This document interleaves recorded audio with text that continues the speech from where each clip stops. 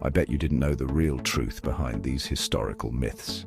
Today we're diving deep into the annals of history to debunk some of the most persistent myths that have wormed their way into our collective memory. From fallen empires to misunderstood figures, history is rife with tales that are often more captivating than the truth itself. But hey, that's why we're here, right? To separate fact from fiction, to unravel the complexities of the past, and to understand how these myths, well, they kind of just stick around. So buckle up, history buffs and truth seekers, as we embark on a journey to uncover the real story behind these historical misconceptions. Let's dive in. If you enjoy the content, please subscribe for more. All right, let's start with a big one that's practically taught as gospel in grade school. Christopher Columbus discovered America. Now, while Columbus's voyage in 1492 is often credited with this discovery, the truth is far more nuanced. For starters, indigenous peoples had already been thriving in the Americas for over 15,000 years. That's right, millennia before Columbus set sail. And if we're talking about European arrival, well, let's not forget Norse explorer Leif Erikson, who reached North America, specifically Newfoundland in modern Canada, around 1000 CE, nearly 500 years before Columbus. But it's not just about who arrived first. You see, framing Columbus as the discoverer ignores the rich, complex civilizations that already existed. Civilizations with their own languages, cultures, and governance systems. It's kind of like showing up to a party that's already in full swing, claiming you found it, and then, well, proceeding to take it over. And take over they did. Columbus's arrival marked the beginning of European colonization, a period of brutal subjugation, disease, and cultural decimation for indigenous populations. So, yeah, Columbus didn't discover America, he stumbled upon it, initiating a period of profound and often tragic change. Remembering this isn't just about historical accuracy, it's about acknowledging the true narrative of the Americas, one that existed long before and continues to thrive in the face of colonization. Okay, picture Napoleon. What do you see? If you're like many, you might be imagining a rather short, stocky figure driven by an inferiority complex. Well, time to ditch that image, because Napoleon Bonaparte, despite the enduring myth, was not actually short. Standing at 5'6", or 1.68 meters, he was of average height for a Frenchman of his time. So, where did this whole short thing come from? Propaganda, my friends. Our good old rivals, the British, during their many spats with Napoleon, used this image to undermine his authority, to literally and figuratively cut him down to size. Clever, right? Adding to the confusion was the difference in French and British measurement systems at the time. What the French considered 5'6" was slightly taller in the British system, leading to further misinterpretations of Napoleon's height. So, the next time you see a caricature of a tiny Napoleon fuming with a hand in his waistcoat, remember it's more about historical slander than historical accuracy. Here's a myth that's as old as, well, the idea of a round Earth itself. Contrary to popular belief, educated people in the Middle Ages did not think the Earth was flat. In fact, the spherical nature of our planet had been widely accepted for centuries, thanks to the brilliant minds of ancient Greece. Think Pythagoras, think Aristotle. These intellectual heavyweights had already figured out the whole round Earth thing way back in the 6th and 4th centuries BCE. Their ideas were passed down through scholars and were even incorporated into the teachings of the medieval church. So no, learned folks in the Middle Ages weren't peering nervously over the edge of a flat world. The persistence of this myth is actually a bit ironic. You see, it was during the 19th century, a time we often associate with scientific advancement, that the idea of medieval people believing in a flat Earth really took hold. This misconception was often used to portray the Middle Ages as a period of ignorance and superstition, a stark contrast to the supposedly enlightened modern era. Talk about historical irony.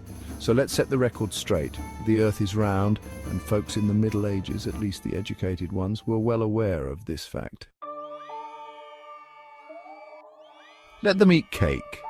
These four little words, so often attributed to Marie Antoinette, have come to symbolize the French Queen's supposed extravagance and indifference to the plight of the poor. But here's the thing. There's absolutely no evidence that she ever uttered these words. The phrase, originally qu'ils mangeant de la brioche, first appeared in Jean-Jacques Rousseau's Confessions, written decades before Marie Antoinette even set foot in France. Rousseau attributes the quote to a great princess, but not Marie Antoinette. It seems this saying was already a popular anecdote about out-of-touch royals long before she came along. So why did this phrase stick to Marie Antoinette like glue?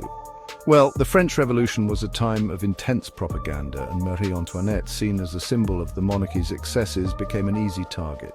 The "let them eat cake" line, whether true or not, perfectly encapsulated the public's frustration with the ruling class.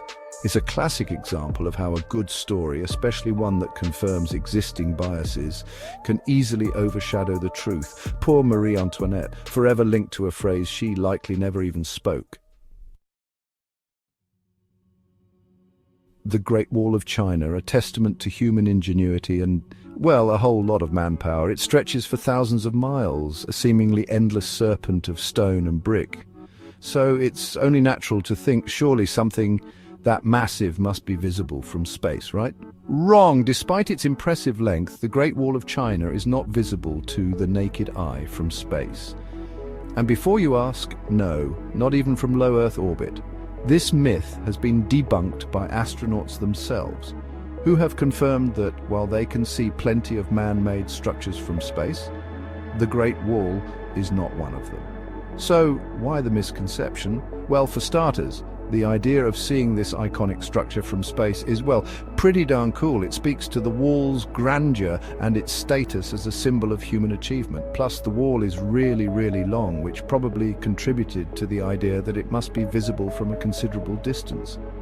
But the reality is that the Great Wall is relatively narrow and blends in with the surrounding landscape, making it difficult to discern from space without some serious zoom capabilities. So, while you might not be able to spot it from orbit, the Great Wall remains an awe-inspiring feat of engineering and a testament to human history. Just, maybe not visible from outer space.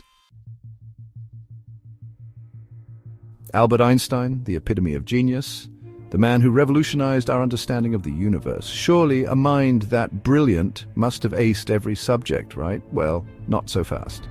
The myth that Einstein failed math is so pervasive that it's practically become a cliché, a way to reassure ourselves that even geniuses have their weaknesses. But here's the thing, it's completely false. Einstein didn't just do well in math, he excelled at it from a young age. We're talking mastering calculus by the age of 15, folks. He even considered becoming a mathematician for a time before ultimately pursuing physics. So where did this myth come from? It seems to have originated from a misinterpretation of his school transcripts. You see, the grading system used at Einstein's school was reversed compared to modern systems, meaning that a low number actually indicated a high grade. Confusing, right?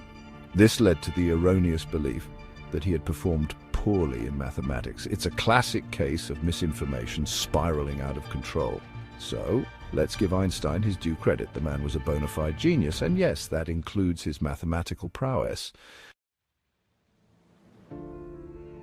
Rome burns, the flames licking at the sky, and Emperor Nero, the infamous tyrant, plays his fiddle, indifferent to the suffering around him. It's a dramatic image, one that's been seared into our collective imagination by countless books, paintings, and films. But like many historical anecdotes, the reality is a bit more complicated. First of all, let's address the elephant in the room, or rather, the fiddle in the fire. Fiddles, as we know them, didn't exist during Nero's time. What he might have played, if anything, was a lyre, a stringed instrument popular in ancient Rome. But the bigger point here is that the whole fiddling while Rome burned story is likely a fabrication. While some Roman historians did portray Nero negatively, accusing him of callousness during the Great Fire of 64 CE, others suggest that he actually took measures to help the victims and rebuild the city. It's important to remember that history is often written by the victors, and Nero, who met a rather messy end, wasn't around to defend his reputation. The image of him fiddling, whether he actually did it or not, served as a powerful symbol of his supposed cruelty and indifference, a narrative that has endured for centuries. So, while we may never know the full truth about Nero's actions during the fire, it's safe to say that the image of him casually playing an instrument amidst the chaos is likely more myth than historical fact. The Salem witch trials, a dark chapter in American history, a time of paranoia, accusations, and injustice. When we think of witch hunts, images of bonfires with accused witches burning at the stake often come to mind. And while this horrific method of execution was tragically common in European witch trials, it was not practiced in Salem. That's right. Contrary to popular belief, no one was burned at the stake during the Salem witch trials of 1692 to 1693. Instead, 19 people, mostly women, were hanged after being found guilty of witchcraft. One man, Giles Corey, met a particularly gruesome end. He was pressed to death with stones after refusing to enter a plea in court. So why the misconception? It's likely due to the conflation of the Salem witch trials with European witch hunts, which were often more widespread and brutal. The image of witches burning at the stake has become a powerful and disturbing symbol of persecution, easily associated with any event labeled a witch hunt. While no one was burned in Salem, the trials remain a chilling example of mass hysteria and the deadly consequences of fear and suspicion. It's a reminder that even in the absence of literal fire, accusations and injustice can have devastating and far-reaching effects. I Cannot Tell a Lie, a young George Washington supposedly confessed to his father after chopping down a prized cherry tree. It's a story that's been told and retold to generations of American schoolchildren, a tale meant to illustrate the first president's honesty and integrity. There's just one problem: it never happened. The story of George Washington and the cherry tree is entirely fabricated, the product of a well-meaning but ultimately fictionalized biography written by Mason Locke Weems in the early 1800s. Weems, keen on portraying Washington as a virtuous and exemplary figure, seems to have taken some creative liberties with the truth. His biography, though entertaining, is riddled with such anecdotes, designed to present Washington as a larger-than-life hero. And you know what? It worked. The cherry tree story, despite its lack of factual basis, resonated with the public and became an integral part of the Washington legend. It's a classic example of how a good story, even if it's not true, can shape our perception of historical figures. So, while we can appreciate the sentiment behind the cherry tree story, it's important to remember that it's just that, a story. George Washington, like all of us, was a complex individual, and his legacy should be understood within the context of his actual actions and decisions, not through the lens of well-intentioned but ultimately fictionalized anecdotes. So there you have it. 9 historical myths debunked. It's amazing how these stories, despite often being inaccurate or incomplete, can weave themselves into our understanding of the past. But hey, that's the beauty of history, right? It's a constantly evolving narrative, one that we're always uncovering and reinterpreting. By challenging these myths, by digging a little deeper, by looking beyond the simplified narratives, we gain a richer, more nuanced understanding of the past. And that, my friends, is what makes history so darn fascinating. Thanks for watching. If you enjoyed this video, don't forget to like, subscribe, and hit the bell icon for more fascinating historical truths. See you next time.